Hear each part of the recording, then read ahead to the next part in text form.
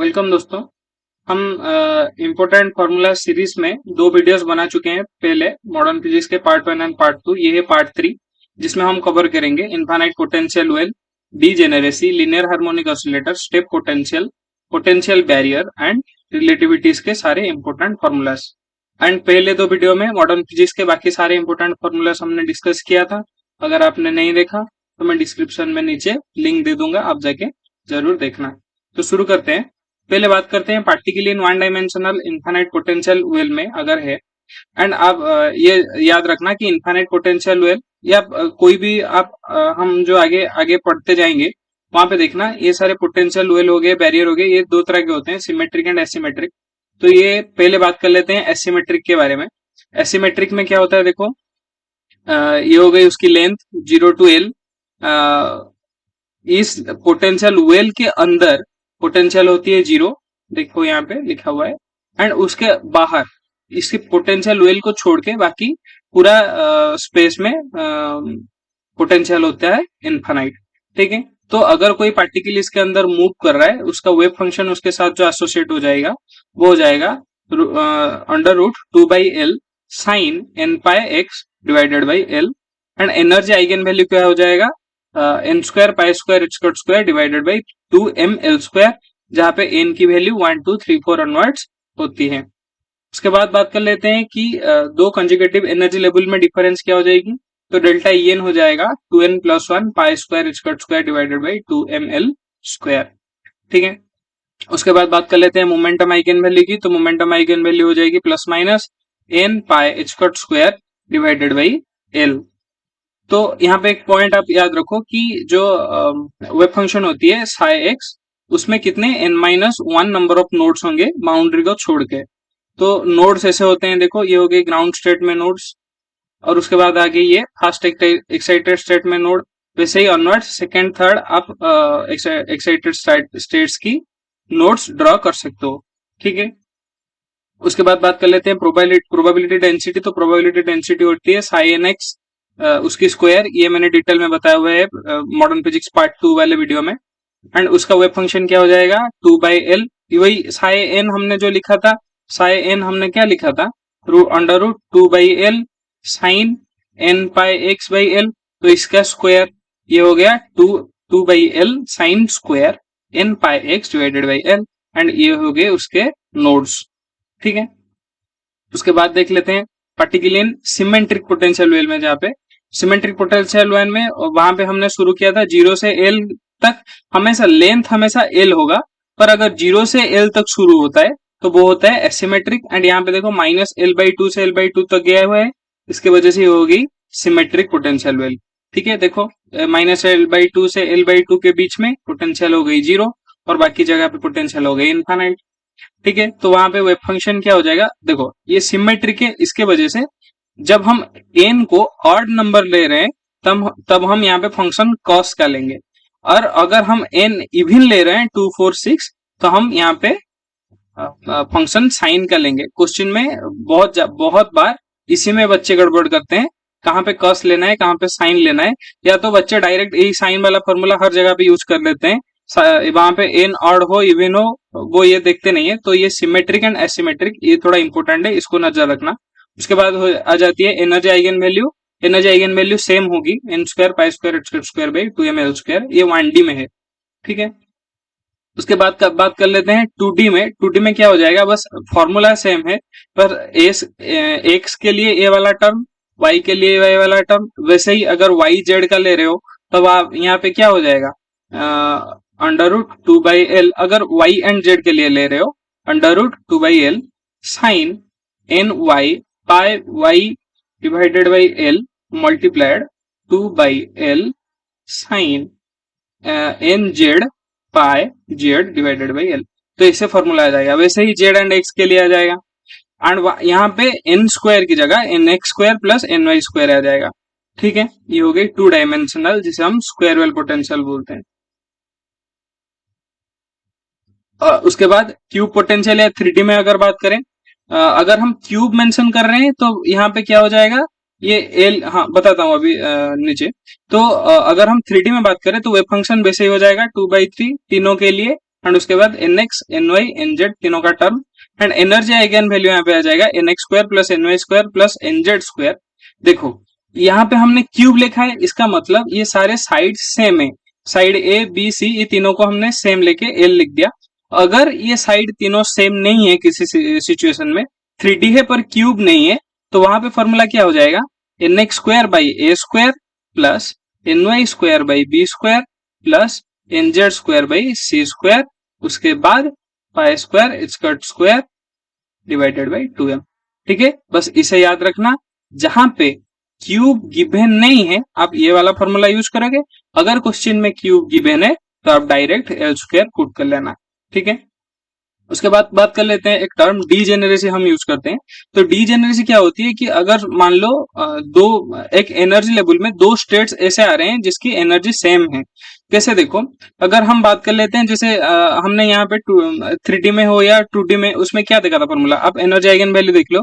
हमने 2D में क्या देखा था, मतलब एक्स वाई के लिए अगर लेते हैं हम, तो हमने देखा था nx square plus ny square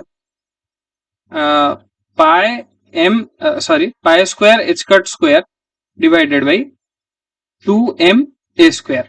ठीक है, या एल स्क्वायर, आप जो भी ले लो। तो यहाँ पे देखो हम nx और ny की वैल्यू क्या ले सकते हैं, कभी देखो nx इसकी वैल्यू हम 1 2 3 4 ऐसे ले सकते हैं, ny उसकी वैल्यू हम 1 2 3 4 ऐसे ले सकते हैं।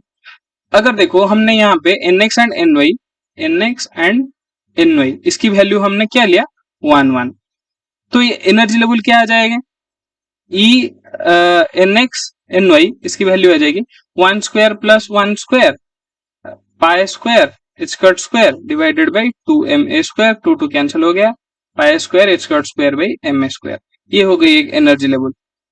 अब ये देखो डीजेनरेसी का मतलब, अगर इसे कोई भी nx एंड ny का कॉम्बिनेशन हो रहा होगा जिसमें एनर्जी यही आ रहा होगा, तो उसको हम बोलते हैं डीजेनरेट स्टेट। देखो कैसे, अगर हम nx की वैल्यू लेते हैं 2, ny की वैल्यू लेते हैं 1, एंड और एक सिचुएशन में हम nx की वैल्यू लेते हैं 1, ny की वैल्यू लेते हैं 2, तो आप देखो ये दोनों सिचुएशन में e nx ny ये दोनों की वैल्यू सेम आएंगी।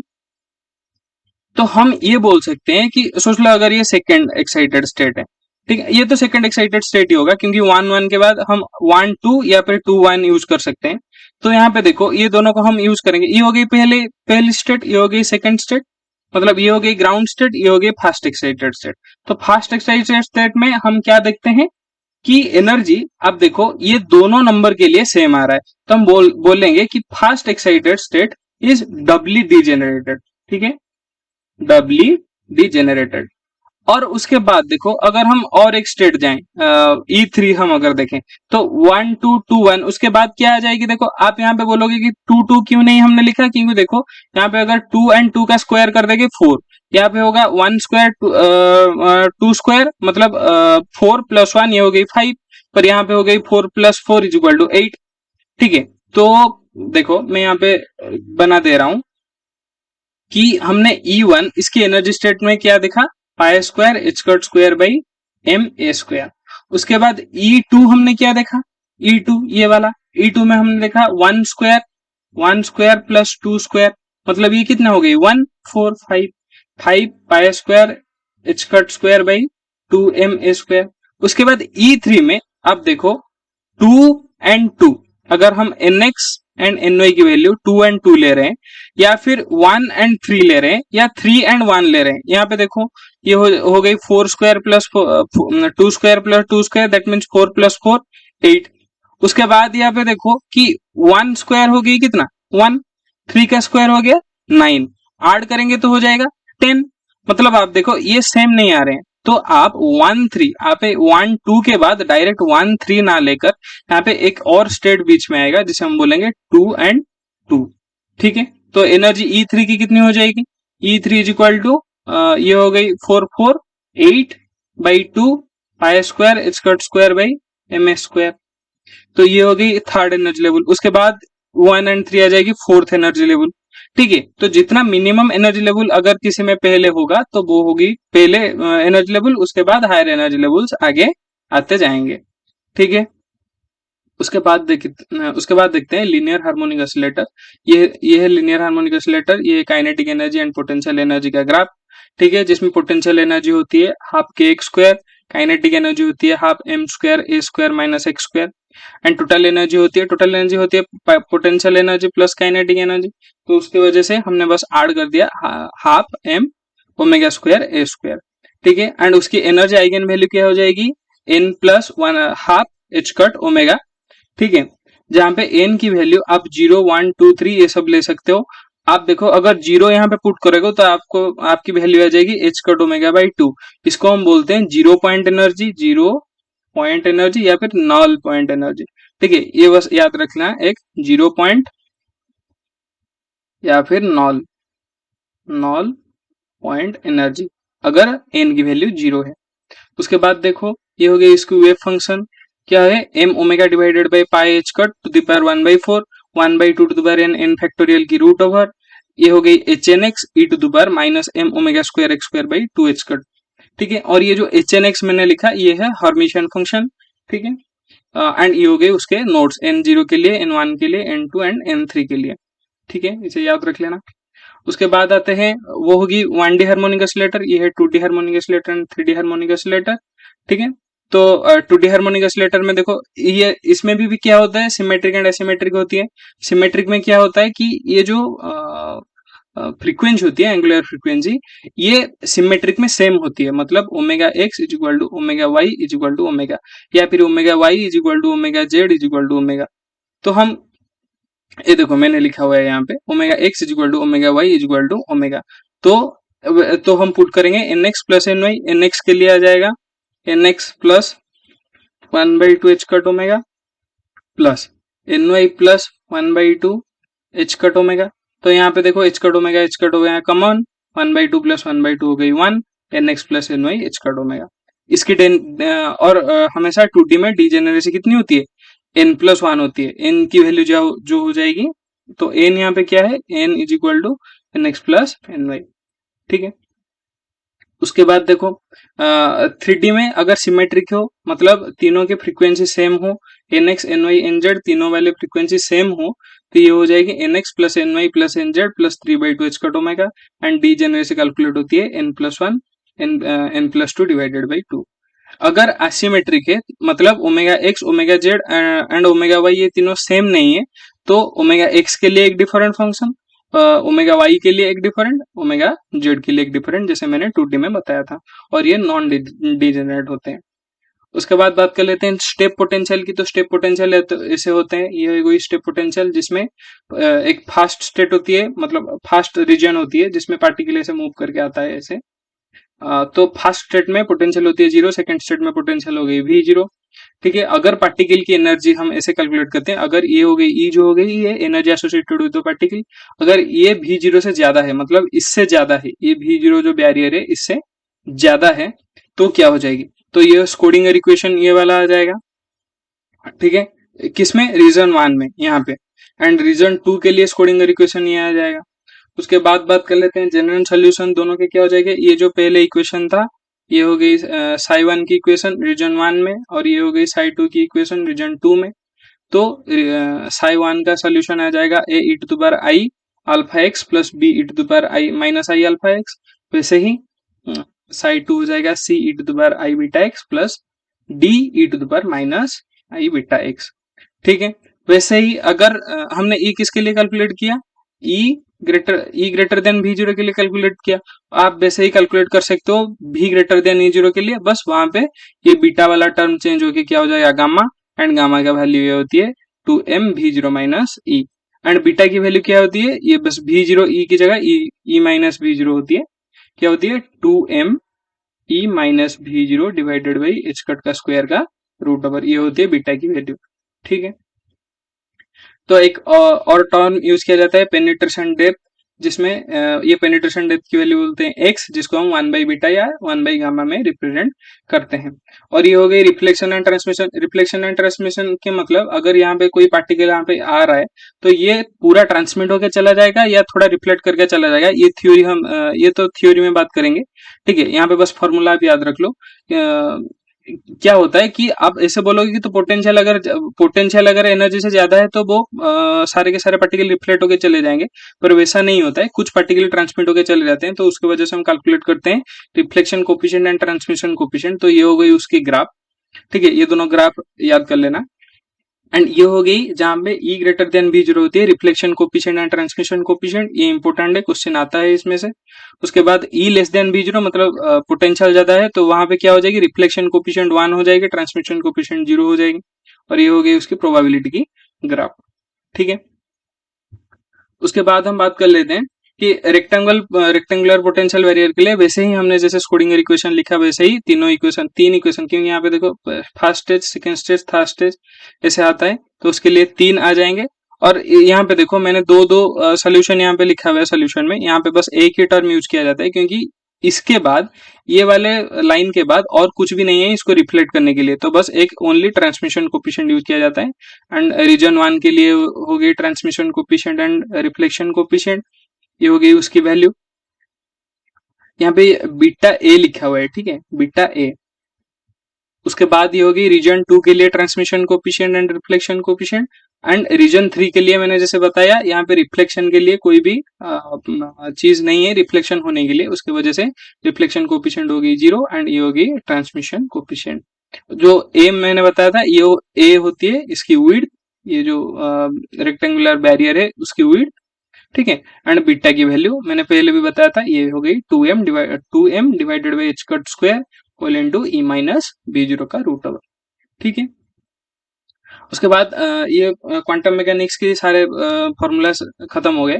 आप उसके बाद देखो रिलेटिविटीज के फॉर्मूला। रिलेटिविटीज में पहले हम बात कर लेते हैं लॉरेंस ट्रांसफॉर्मेशन। लॉरेंस ट्रांसफॉर्मेशन में X prime is equal to X minus B T divided by 1 minus B square by C square, 1 by 1 minus B square by C square root over. ये वाले टर्म को हम gamma भी कहीं कहीं लिखते हैं, ठीक है, तो इसे याद रख लेना।